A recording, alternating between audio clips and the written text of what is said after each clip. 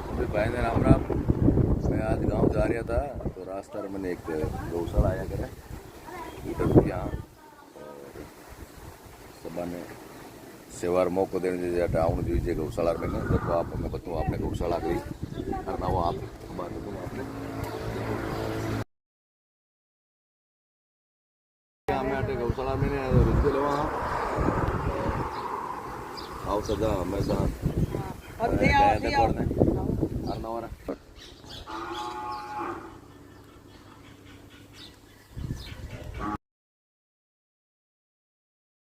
गया देखा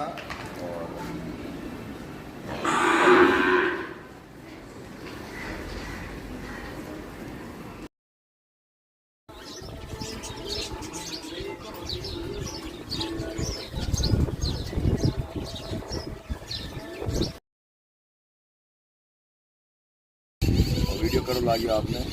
चैनल में सब्सक्राइब कर दियो लाइक कर दियो और फॉलो कर दियो।